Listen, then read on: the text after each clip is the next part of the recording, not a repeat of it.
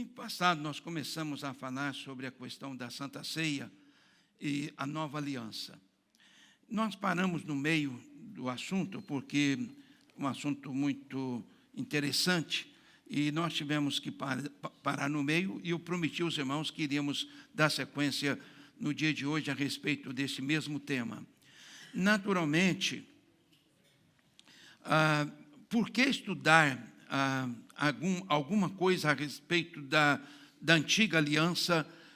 Porque nós pensamos o seguinte, que a igreja é um corpo, é um edifício, e para nós construirmos um edifício, nós temos que ter uma base. Não se constrói uma casa sem uma base. A vida espiritual é a mesma coisa. As pessoas às vezes pensam, para que estudar coisas da teologia? Eu não preciso disso. Como não precisamos? Se é sobre esses temas que nós edificamos a nossa vida espiritual, nós vamos saber aonde nós estamos construindo o nosso edifício espiritual, a nossa casa espiritual. E já até passei para o nosso irmão Léo a respeito de alguns textos que nós vamos estar lendo hoje. Não vão ser poucos os textos, vai ser muita Bíblia mesmo, graças a Deus. Mas eu gostaria, esse texto que está aqui, não está com ele. Eu quero apenas ler para que os irmãos possam dar início no seu pensamento a respeito deste assunto. Lá em Êxodo, no capítulo 25, os versos 8 e 9, Deus deu a seguinte orientação para Moisés: e me farão um santuário, e habitarei no meio deles, conforme tudo o que eu te mostrar para modelo do tabernáculo e para o modelo de todos os seus móveis, assim mesmo o fareis. Então, este texto está lá em Êxodo 25, verso 8 e 9, que fala a respeito do que Deus disse para aquele povo, que eles construíssem uma parte no tabernáculo, onde ele estaria morando lá. Então, esse é o assunto. Mas nós vamos estar lendo Êxodo capítulo 12, dos versos 1 ao verso 11. Êxodo capítulo 12, você vai abrir a sua Bíblia, capítulo 12 de Êxodo, e do verso 1 ao verso 11. O pastor Nilson vai estar lendo esse texto de Êxodo 12, 1 a 11. E falou o Senhor a Moisés e a Arão na terra do Egito, dizendo: este mesmo mês vos será o princípio dos meses, este vos será o primeiro dos meses do ano. Falai a toda a congregação de Israel, dizendo: aos 10 deste mês, tome cada um para si um cordeiro, segundo as casas dos pais, um cordeiro para cada família. Mas, se a família for pequena para um cordeiro, então tome um só com seu vizinho perto de sua casa, conforme o número das almas, cada um conforme ao seu comer. Fareis a conta conforme ao cordeiro. O cordeiro ou cabrito será sem mácula, um macho de 1 ano, o qual tomareis das ovelhas ou das cabras, e o guardareis até ao 14º dia deste mês. E todo o ajuntamento da congregação de Israel o sacrificará à tarde. E tomarão do sangue e poloão em ambas as ombreiras e na verga da porta, nas casas em que comerem. E naquela noite comerão a carne assada no fogo com pães ázimos, com ervas amargosas, e a comerão. Não comereis dele cru, nem cozido em água, senão assado no fogo, a sua cabeça com os seus pés e com a sua fressura. E nada dele deixareis até amanhã, mas o que dele ficar até amanhã queimareis no fogo. Assim, pois, o comereis, os vossos lombos cingidos, os vossos sapatos nos pés, e o vosso cajado na mão, e comereis apressadamente. Esta é a Páscoa do Senhor. Amém. Foi exatamente nesta ocasião em que Jesus estava comemorando com seus discípulos a Páscoa e que ele instituiu uma nova aliança, um novo pacto que ele fez, o pacto no seu sangue e no seu corpo. Domingo passado não falei, mas nesta manhã vamos definir o que é pacto, para que a gente possa entender melhor. Em hebraico, a palavra pacto é berit, que é igual a aliança, compromisso apontando para a ideia de laço, vínculo ou acordo, ideia de obrigação. Quando Deus fala e faz um pacto, nós temos a obrigação de obedecer aquilo que Deus determinou. Sob que pena? Sob a pena da morte eterna. Então Deus instituiu um pacto para oferecer aos seus filhos a possibilidade da vida e vida eterna. O verso 11 do capítulo 12, que foi lido, de Êxodo, Deus dá uma orientação a Moisés para que o povo estivesse, eu disse isto aqui domingo passado e vou repetir, isto é muito importante, que o povo estivesse como? Quando fosse, estivesse preparado. Você vai viajar, você tem que estar preparado. A eternidade está no seu próximo passo. O término desta vida aqui te aguarda. Não sei quando. Pode ser daqui a instantes. Você está preparado para partir ou não? Este é o ponto. Esta é a questão. E a maioria dos cristãos, eu vou dizer sem medo de estar errando, a grande maioria estão vivendo completamente despreocupados com esta questão da partida daqui para a eternidade. E nós deveríamos estar atentos para isto. Não há como ser diferente. Muito bem, esta primeira celebração da Páscoa foi ordenada por Deus a Moisés com o objetivo de trazer a memória para o povo israelita que eles tinham sido libertos da escravidão do Egito depois de mais de 430 anos. O povo hebreu precisava lembrar de que eles tinham sido escravos e agora era um povo livre. Qual é o significado da Páscoa? Nós já falamos aqui que é uma passagem. Esta passagem trazia ou fazia alusão ao anjo da morte que passaria naquele dia, a última praga, que iria matar todos os primogênitos. E a casa que estivesse com a marca do sangue, o anjo pularia esta casa. O anjo viria, o sangue passaria para a próxima. Tem sangue, passa para a próxima. A sua casa está marcada com sangue. É um assunto que você tem que responder. Porque vai acontecer este fato. Não há como impedir. Ninguém poderia impedir a passagem do anjo. Estava determinado por Deus. A Bíblia diz que há tempo de nascer e há tempo de morrer. E nós não sabemos o tempo que nós vamos partir desta vida. Então, nós temos que estar preparados. Muito bem. A tradição da celebração da Páscoa, os israelitas comiam o cordeiro que fora sacrificado, como foi lido aqui, e com ervas amargas e pães sem fermento, e deveria ser um ato apressado, não podia ser despacio, tem que ser apressado. Há um texto, o profeta, numa outra situação, ele diz para que vocês não saíssem com muita pressa, saíssem devagar. Existem momentos que nós temos que ter pressa, e a preparação para a nossa vida, estar com Cristo, tem que ser pressa, não pode ser diferente. Deveriam estar preparados para sair do Egito. As ervas amargas e os pães sem fermento iriam lembrar para eles os anos de escravidão, de sofrimento. Isto é fundamental para a gente pensar.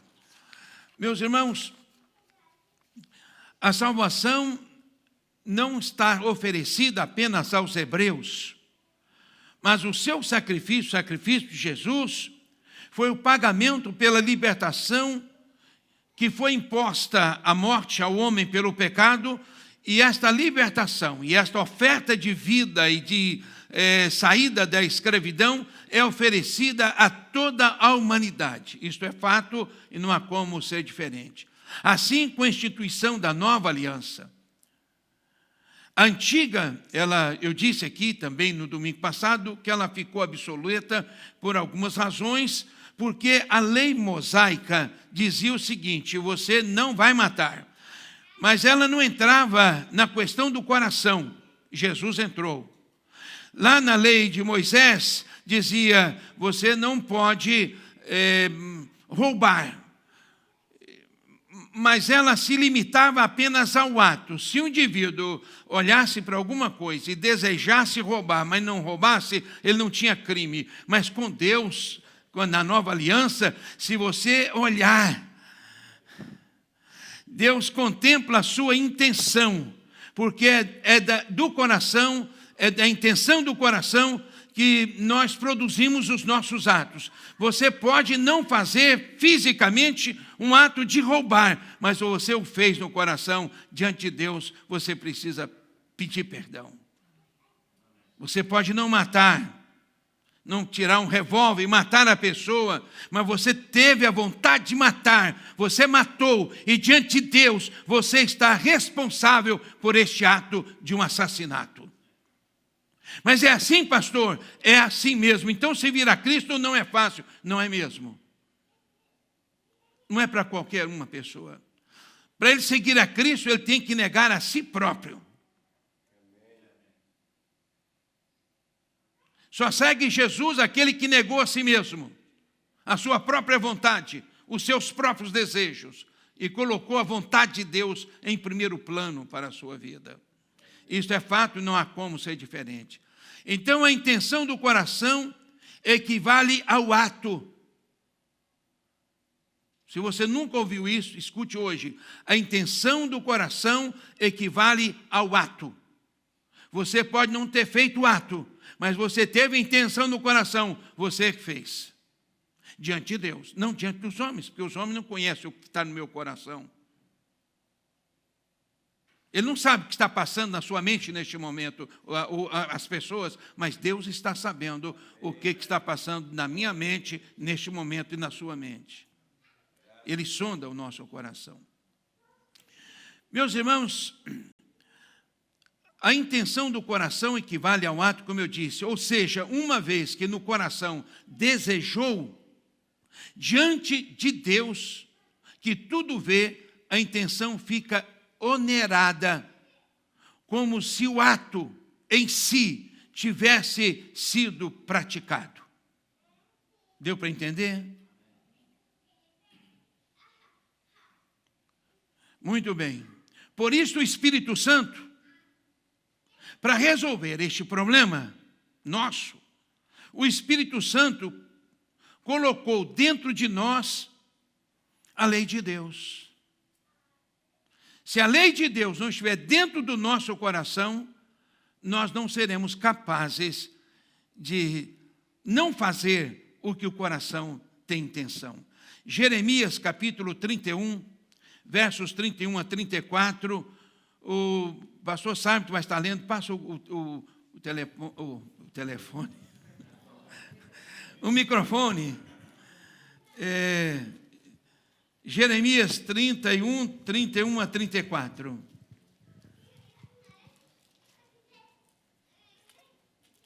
Eis que dias vêm, diz o Senhor, em que farei um concerto novo com a casa de Israel e com a casa de Judá. Não conforme o concerto que fiz com seus pais, no dia em que os tomei pela mão para os tirar da terra do Egito, porquanto eles invalidaram o meu concerto, apesar de eu os haver desposado, diz o Senhor. Mas este é o concerto que farei com a casa de Israel depois daqueles dias, diz o Senhor.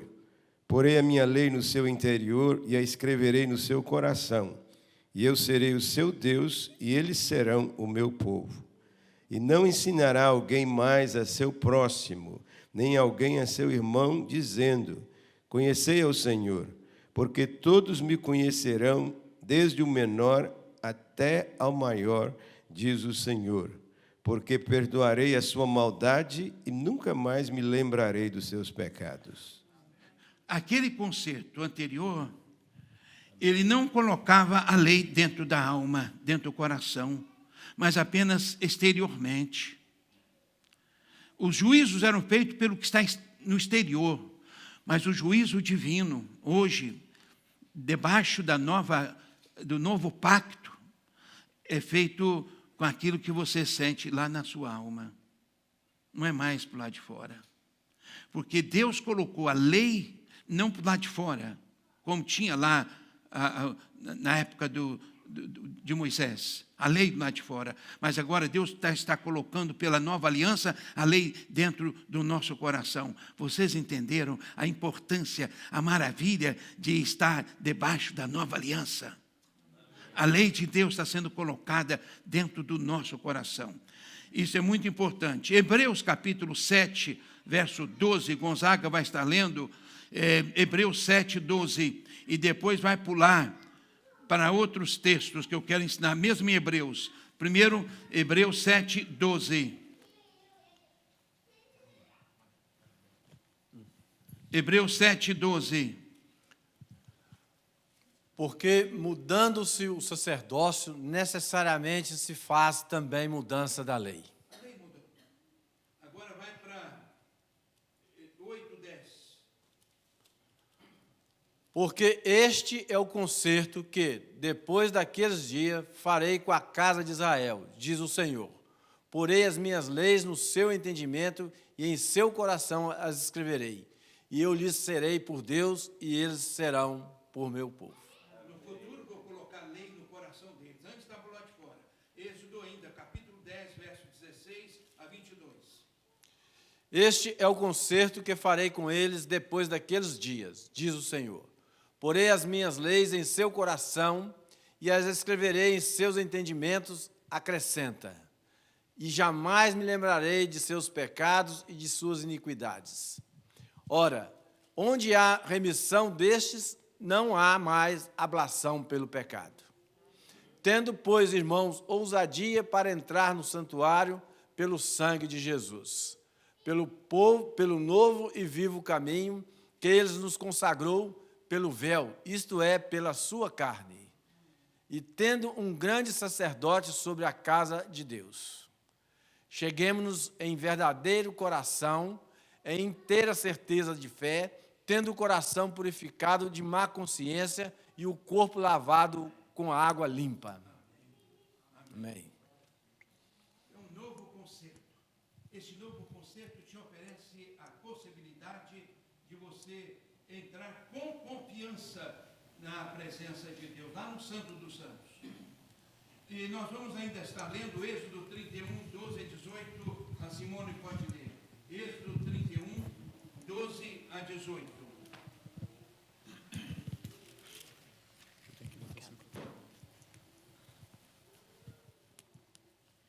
Falou mais o Senhor a Moisés, dizendo: Tu, pois, fala aos filhos de Israel, dizendo: Certamente guardareis meus sábados, porque isso é um sinal entre mim e vós nas vossas gerações, para que saibais que eu sou o Senhor que vos santifica.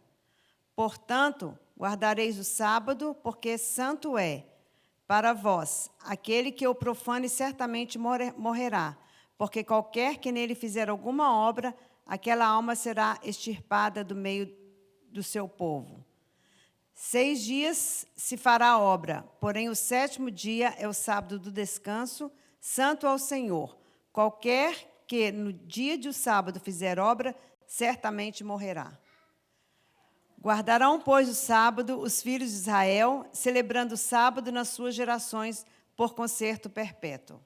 Entre mim e os filhos de Israel será um sinal para sempre, porque em 6 dias fez o Senhor os céus e a terra, e ao 7º dia descansou e restaurou-se.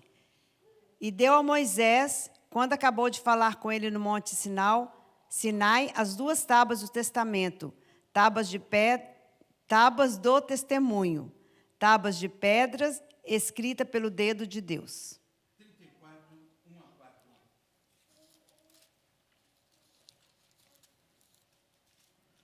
Então disse o Senhor a Moisés: lavra-te 2 tábuas de pedra, como as primeiras, e escrevereis nas tábuas as mesmas palavras que estavam nas primeiras tábuas que tu quebraste.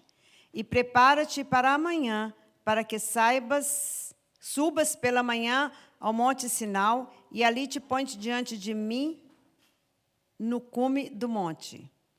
E ninguém suba comigo, e também ninguém apareça em todo o monte, nem ovelhas, nem bois, se apresentem defronte do monte. Então ele lavou 2 tábuas de pedra, como as primeiras, e levantou-se Moisés pela manhã de madrugada, e subiu ao monte Sinai, como o Senhor lhe tinha ordenado, e tomou as 2 tábuas de pedras na sua mão. Nós estamos vendo que aquela lei estava escrita em tábuas de pedra. Agora, essa nova lei, pela nova graça, ela está escrita nas tábuas do nosso coração. Há uma diferença imensa. Lá era na pedra, agora é dentro de você. Se ela não estiver dentro de você, você não vai conseguir realmente fazer muita coisa. Então, esse é o ponto importante. Meus irmãos, qual é a superioridade da nova aliança? Em Colossenses 2, verso 17. Colossenses 2, verso 17. A irmã Heloísa vai estar lendo para nós. Colossenses 2, verso 17.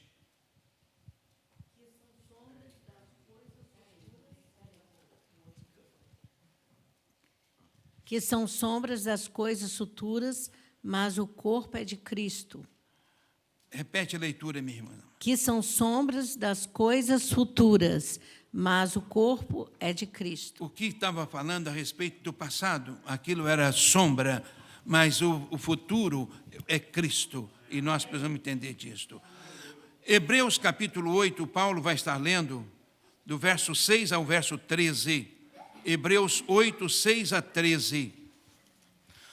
Mas agora alcançou ele ministério tanto mais excelente, quanto é mediador de um melhor concerto, que está confirmado em melhores promessas. Porque se aquele primeiro fará irrepreensível, nunca se teria buscado lugar para o segundo. Porque, repreendendo-os, lhes diz: eis que virão dias, diz o Senhor, em que com a casa de Israel e com a casa de Judá estabelecerei um novo concerto. Não segundo o concerto que fiz com seus pais, no dia em que os tomei pela mão para os tirar da terra do Egito. Com mão permanecerão naquele meu concerto, eu fará eles, não atentei, diz o Senhor. Porque este é o concerto que, depois daqueles dias, farei com a casa de Israel, diz o Senhor. Porei as minhas leis no seu entendimento, e em seu coração as escreverei, e eu lhes serei por Deus, e eles me serão por povo. E não ensinará cada um ao seu próximo, nem cada um ao seu irmão, dizendo: conhece o Senhor, porque todos me conhecerão, desde o menor deles até o maior. Porque serei misericordioso para com as suas iniquidades, e de seus pecados e de suas prevaricações não me lembrarei mais. Dizendo: novo concerto, envelheceu o primeiro. Ora, o que foi tornado velho e se envelhece, perto está de acabar. É isto. O antigo pacto terminou com o novo. Ele não poderia continuar o velho se tem o novo. Então terminou ali. E a antiga aliança, como todo cerimonial, foi substituído pela nova aliança. Todavia, a antiga aliança não se deve ser desprezada, já que ela foi o caminho, eu disse aqui domingo passado, pelo qual a nova aliança foi revelada. A antiga aliança foi uma sombra, um protótipo do novo concerto, fundamentado não no sangue de animais, mas no sangue de Jesus, o Cordeiro de Deus, que tira o pecado do mundo, conforme João 1, verso 29. Nós vamos ler juntos esse texto, toda a igreja. No dia seguinte, viu Jesus que vinha para ele e disse: eis o Cordeiro de Deus que tira o pecado do mundo. Mais uma vez, no dia seguinte, João viu a Jesus que vinha para ele e disse: eis o Cordeiro de Deus que tira o pecado do mundo. Louvado seja Deus. Meus irmãos, em Mateus 17, 5, 17 e 20, Neide vai estar lendo Mateus 5, 17 a 20. Mateus 5, 17 a 20. Nós estamos fazendo uma comparação da antiga com a nova. A velha foi uma sombra e foi estabelecida a nova. Porque agora a nova era feita na pessoa de Jesus, não no cabrito, não na ovelha. Em Mateus 5, 17 a 20. Não cuideis que vim destruir a lei ou os profetas. Não vim abrogar, mas cumprir. Porque em verdade vos digo que, até que os céus e a terra passem, nenhum jota ou um tio se omitirá da lei, sem que tudo seja cumprido. Qualquer, pois, que violar um destes maiores mandamentos e assim ensinar aos homens será chamado o menor no reino dos céus. Aquele, porém, que os cumprir e ensinar será chamado grande no reino dos céus. Vai para o verso 21 até o 34. Porque vos digo que, se a vossa justiça não exceder a dos escribas e fariseus, de modo nenhum entrareis no reino dos céus. Ouviste o que foi dito aos antigos: não matarás, mas qualquer que matar será réu do juízo. Eu, porém, vos digo que qualquer que sem motivo se encolerizar contra seu irmão será réu de juízo, e qualquer que chamar a seu irmão de raca será réu do sinédrio, e qualquer que lhe chamar de louco será réu do fogo do inferno. Vocês já observaram como é muito mais rigorosa a graça? As pessoas estão pensando na graça, estou sobre a graça. A graça exige muito mais de você. Ela não é menos que a lei. Ela é muito mais. Vocês olharam, Jesus disse, o que os saduceus, os fariseus fazem, se a sua justiça não exceder a deles, você vai ser condenado. Não, eu disse aqui domingo passado, então não é fácil ser cristão. E eu vou dizer, sim, não é fácil. Não é para qualquer pessoa. É preciso estar disposta a renunciar a muitas coisas. Vocês ouviram falar sobre o sábado? Quanta gente quebra o sábado aqui? Não me refiro ao dia de ontem. Me refiro ao 1 no 7.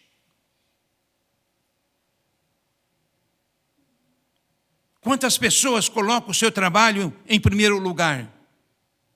Eu já disse aqui algumas vezes, as pessoas chegam perto de mim e dizem: pastor, o senhor sabe que aqui as contas chegam, a gente tem que pagar. Lá no Brasil ele não pagava, era um falsário, ele não pagava as contas, não pagava a conta de água, não pagava a conta de luz, e não pagava aluguel, comprava e não pagava, então era um falsário. As contas são as mesmas. Não tem mais conta e menos conta. Muito pelo contrário, aqui você tem a capacidade de pagar as contas de maneira mais suave, porque você ganha mais. Nós temos que pensar a respeito do reino de Deus de maneira mais séria, de maneira mais compromissada com Deus, com a sua palavra. Não brincar de cristianismo, mas temos um cristianismo autêntico e vivê-lo para a glória de Deus. Pastor, isso não é fácil, não é mesmo, mas se você desejar, o Espírito Santo vai te fortalecer para você viver, porque Deus será glorificado com a sua vida.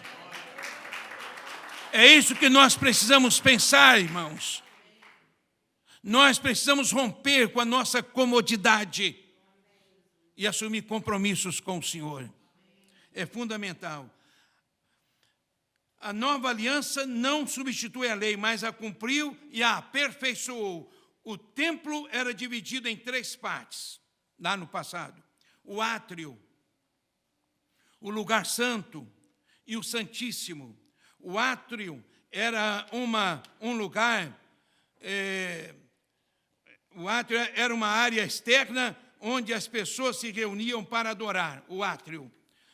O lugar santo era onde os sacerdotes entravam para realizar as atividades diárias do templo e do culto.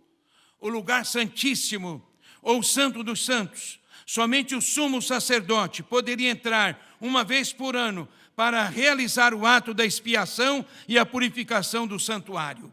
Isto acontecia durante o dia da expiação chamado Yom Kippur, que acontecia no 10º dia de Tisrei, dia da expiação, o dia mais sagrado do judaísmo, dia de arrependimento, dia de confissão dos pecados, que era realizado em completo jejum. Nesta manhã, quero dizer para você que esse dia para nós pode ser o mais importante, porque nós precisamos nos arrepender. Nós precisamos ter uma atitude de arrependimento e de confessar a Deus o nosso pecado e pedir ao Senhor misericórdia. Neste ano de 2025, o Yom Kippur vai acontecer no dia 1º, no pôr do sol do dia 1º de outubro, e vai terminar no entardecer do dia 2. Para os judeus, essa data é a mais importante, é o feriado mais importante na vida deles. É o dia de confissão, mas para nós, todo dia é importante para nós nos arrepender dos nossos pecados. Isso é muito importante.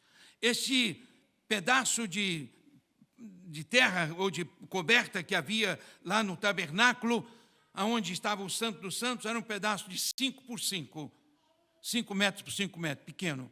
E ali estava a arca, e era para quê? Meus irmãos, o tabernáculo em hebraico significa residência ou habitação, ou seja, habitação terrestre de Deus. Seria o mesmo que estivesse dizendo: eu estarei morando perto de vocês. Esta habitação, o Santo dos Santos, era separado por uma cortina que tinha o nome de vida.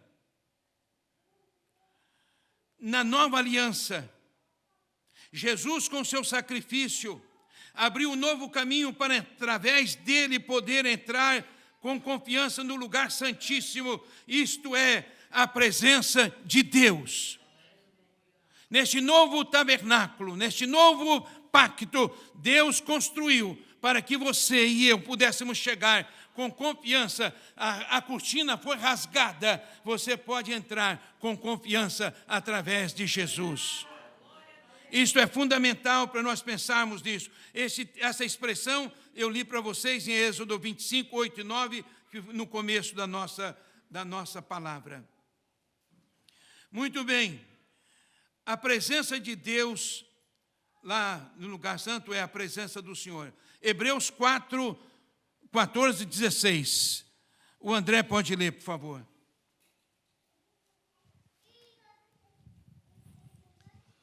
Visto que temos um grande sumo sacerdote, Jesus, Filho de Deus, que penetrou nos céus, retenhamos firmemente a nossa confissão.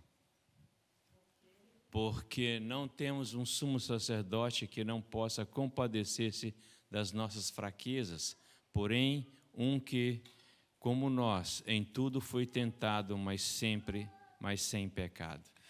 Continua Cheguemos, lendo em Hebreus. pois, com confiança ao trono da graça, para que possamos alcançar misericórdia e achar graça, a fim de sermos ajudados em tempo oportuno. Hebreus 5, 1 a 4. Porque todo sumo sacerdote, tomado dentre os homens, é constituído a favor dos homens nas coisas concernentes a Deus, para que ofereça dons e sacrifícios pelos pecados e possa compadecer-se eternamente dos ignorantes e errados, pois também ele mesmo está rodeado de fraqueza. E por esta causa deve ele, tanto pelo povo como também por si mesmo, fazer oferta pelos pecados. E ninguém toma para si essa honra, senão a quem é chamado por Deus, como Arão. Vai para Hebreus 7, 23 a 28. E, na verdade, aqueles foram feitos sacerdotes em grande número, porque pela morte foram impedidos de permanecer. Mas este, porque permaneceste eternamente, tem um sacerdócio perpétuo. Portanto, pode também salvar perfeitamente os que por ele chegam a Deus, vivendo sempre para interceder por eles. Porque nos convinha tal sumo sacerdote, santo, inocente, imaculado, separado dos pecadores e feito mais sublime do que os céus, que não necessitasse, como sumo sacerdote, de oferecer cada dia sacrifício, primeiramente por seus próprios pecados e depois pelos do povo, porque isso fez ele uma vez, oferecendo-se a si mesmo.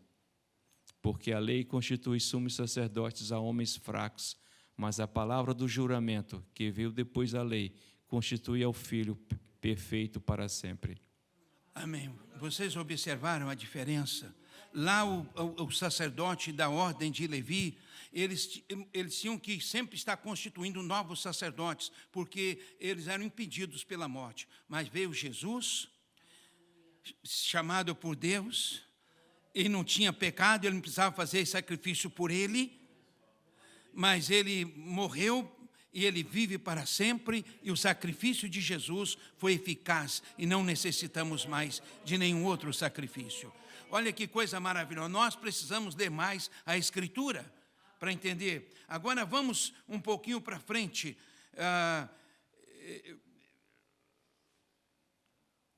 Nós lemos Hebreus 9, 6 a 12 agora, por favor. Hebreus 9, 6 a 12. Pastor Gatti vai estar lendo para nós, por favor. Ele está nos visitando nesta manhã, da Igreja Presbiteriana Renovada, aqui de Nurque. Pode estar lendo para nós. Ora, estando essas coisas assim preparadas, a todo tempo entrava o sacerdote no primeiro tabernáculo, cumprindo o serviço. Mas no segundo, só o sumo sacerdote, uma vez no ano, não sem sangue, que oferecia por si mesmo pelas culpas do povo.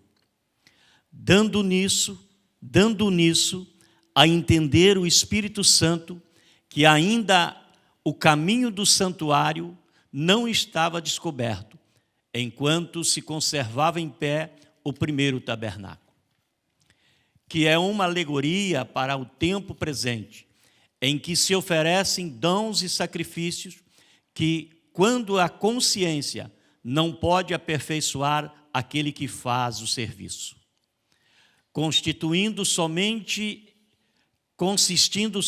em manjares e bebidas e várias abluções e justificações da carne, imposta até o tempo da correção.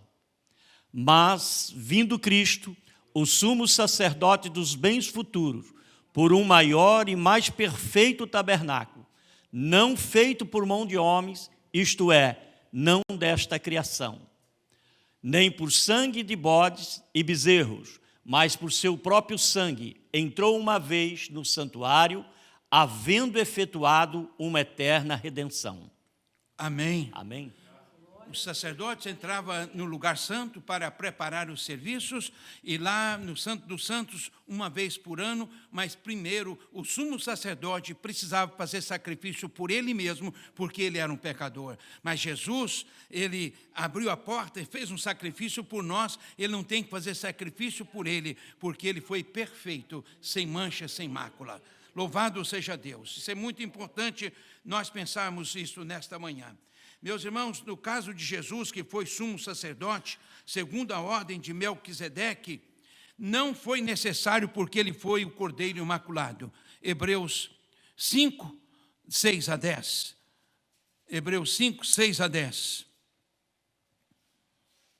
Pastor Delcimar vai estar lendo. Hebreus 5, 6 a 10.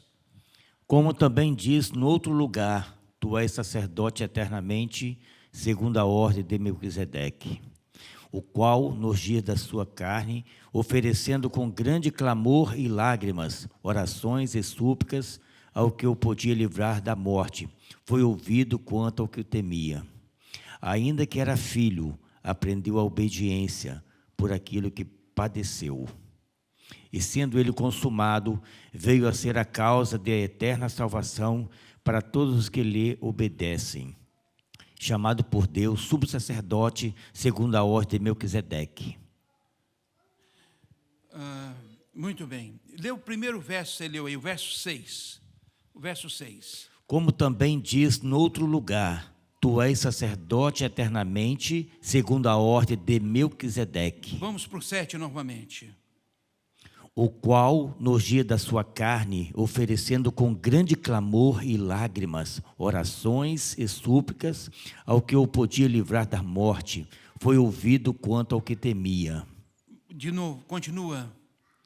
Ainda que era filho, aprendeu a obediência por aquilo que padeceu. Verso 9. E sendo ele consumado, veio a ser a causa da eterna salvação para todos que lhe obedecem. Para um pouquinho. Ele é a causa de salvação para quem? A salvação é para todos? É para todos. Claro que é para todos. Mas são todos que vão ser salvos? Não. Quem vai ser salvo? Os que obedecem a quem? A Jesus. Não podemos torcer a palavra. O fato é fato. Não cabe discussão. É claro, o texto é muito claro. Sendo ele consumado, veio a ser a causa de eterna salvação para todos os que lhe obedecem. Amém. Não há o que discutir. Eu não tenho argumento para discutir. Eu preciso obedecer. É fato, não, Gonzaga? Muito importante.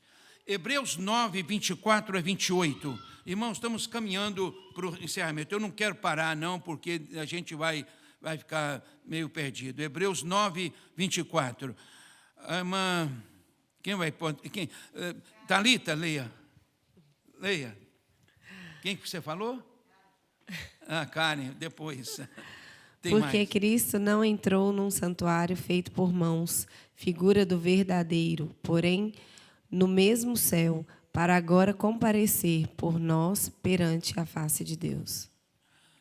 Nem também para si mesmo se oferecer muitas vezes, como o sumo sacerdote cada ano entra no santuário com sangue alheio. De outra maneira, necessário lhe fora padecer muitas vezes desde a fundação do mundo, mas agora, na consumação dos séculos, uma vez se manifestou para aniquilar o pecado pelo sacrifício de si mesmo. E como aos homens está ordenado morrerem uma vez, vindo depois disso o juízo, assim também Cristo, oferecendo-se uma vez para tirar os pecados de muitos, aparecerá segunda vez sem pecado aos que o esperam para a salvação. Amém. O sumo sacerdote entrava num lugar que estava lá no templo ou lá na tenda. Só que a pessoa de Jesus, o sumo sacerdote, ele não entrou nesse santuário, nesse santíssimo daqui. Ele entrou no eterno, diante de Deus. E ele não teve que fazer sacrifício por ele mesmo, mas ele entrou, então, para que esse lugar santíssimo não precisasse ser repetido, o sumo sacerdote entrar, porque Jesus já entrou nele para sempre, no nosso lugar. Meus irmãos, agora vamos estar lendo Hebreus 10, a Karen vai estar lendo Hebreus 10, o verso 1 a 18. Hebreus 10, 1 a 18. Porque, tendo a lei sombra dos bens futuros e não a imagem exata das coisas, nunca pelos mesmos sacrifícios que continuamente se oferecem cada ano, pode aperfeiçoar os que eles se chegam.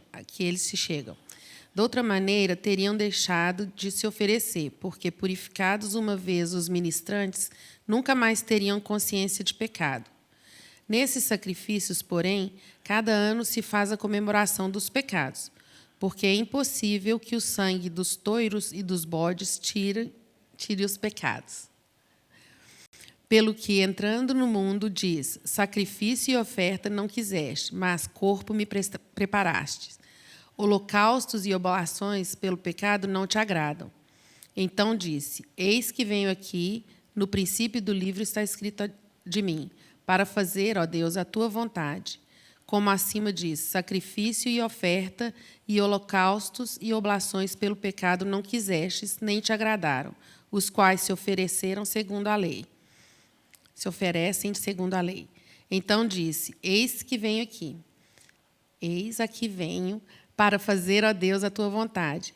Tira o primeiro para estabelecer o segundo, no qual vontade temos sido santificados pela oblação do corpo de Jesus Cristo, feito uma vez.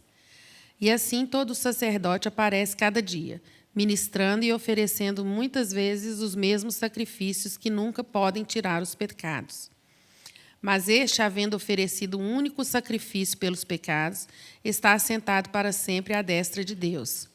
Daqui em diante, esperando até que os seus inimigos sejam postos por escabelos de seus pés. Porque com uma só oblação aperfeiçoou para sempre os que são santificados.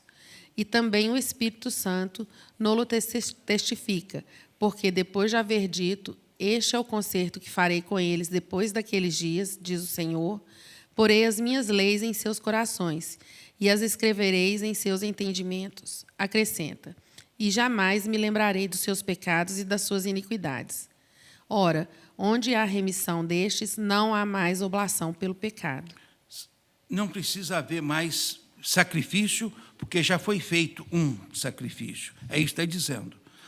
Isso é muito importante. Em 1 Pedro 3,18, a irmã Andréia vai estar lendo 1 Pedro 3,18.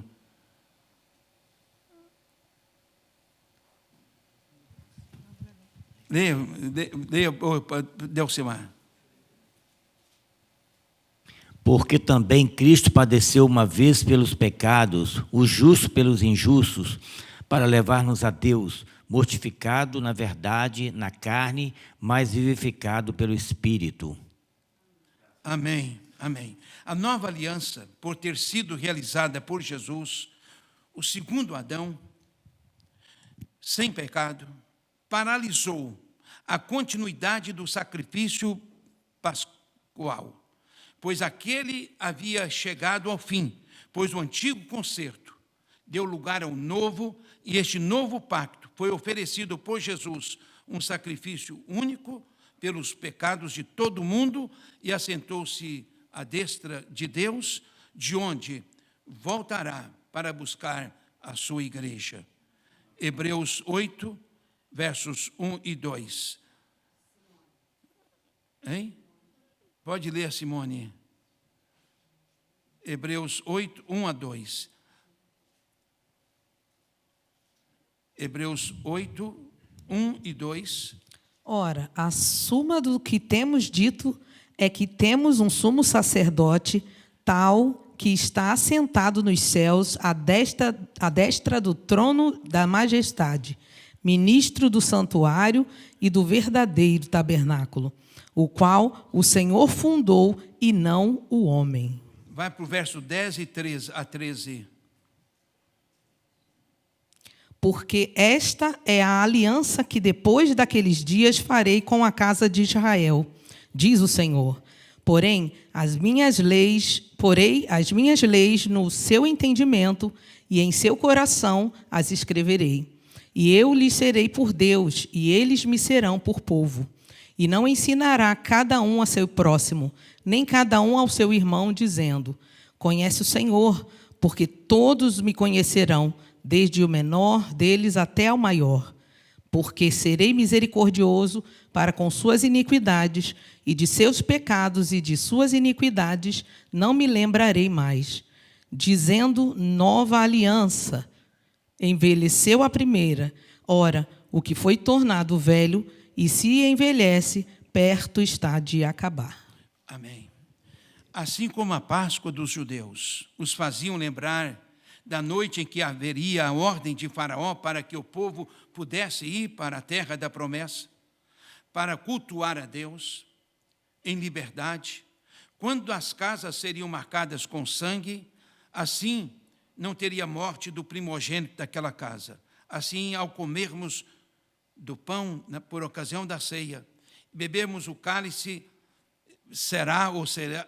é uma lembrança de que o Cordeiro de Deus foi imolado e seu sangue cobriu as nossas vidas. O preço da nossa redenção foi pago. A Canaã celestial está nos esperando. E eu estou caminhando para lá. Faz muitos anos, num sábado, no Jardim Alvorada, em Belo Horizonte, nós pegávamos leite de um senhor que ele tinha umas vaquinhas no pasto, e naquele sábado, conversando com ele, eu disse para ele, ele chamava Raimundo, Senhor Raimundo, eu estou indo para o céu, o senhor quer ir comigo? Ele disse, pastor, é possível uma pessoa como eu ter direito a ir para o céu? E eu conhecia a história dele, porque ele já tinha me falado. Ele, aos 12 anos, ele matou o assassino do pai com uma faca. E ele continuou mal, mas ele era uma pessoa amargurada. E eu evangelizei esse homem por algum tempo. E naquele sábado, o último que eu tive com ele, eu fiz esse apelo para ele. Eu estou indo para o céu, o senhor não quer ir comigo? Era por volta das 10 da manhã do sábado. Fui para casa. Às 2 da tarde, o telefone tocou. Naquela época não tinha celular, telefone fixo. Era a família dele, a esposa dele. Pastor, o Raimundo acaba de ser assassinado. E eu fui para lá. E nós fizemos a cerimônia de o ato fúnebre dele. Juntou muita gente. Pessoas se converteram, inclusive tem ainda daquela reunião pessoas seguindo Jesus que se converteram por ocasião daquele ato fúnebre lá no Jardim Alvorada. E eu fiquei preocupado, porque, com respeito ao senhor Raimundo, ele tinha, na sexta-feira anterior, ele tinha ido à igreja, primeira vez que ele tinha ido à igreja. Eu conversei com um médico a respeito da morte, porque ele tinha levado um tiro no coração, um tiro de um revólver 22, o revólver Garrucha, não sei, 22. E ele estava armado. Só que ele tirou a arma e ele caminhou, deu uns 10 passos ou um pouco mais e caiu e morreu com a arma na mão. E aí eu fiquei pensando o que pode ter acontecido naquele dia. E me veio na mente o seguinte, o seu Raimundo, quando toma o tiro, e ele tira o revólver, ele lembra do que ele tinha ouvido na igreja na noite anterior e do convite para ir para o céu. Ele não disparou a arma, ele simplesmente abaixou a arma, virou as costas, caminhou e caiu. Eu vou dizer que ele está salvo? Eu não tenho como dizer. Mas vou dizer que está condenado? Também não tenho como dizer. Um fato é que no último dia de sua vida, ele ouviu alguém dizer para ele, eu estou indo para o céu, o senhor não quer ir comigo? E nesta manhã, eu quero dizer para você que eu estou indo para o céu. Você quer ir comigo?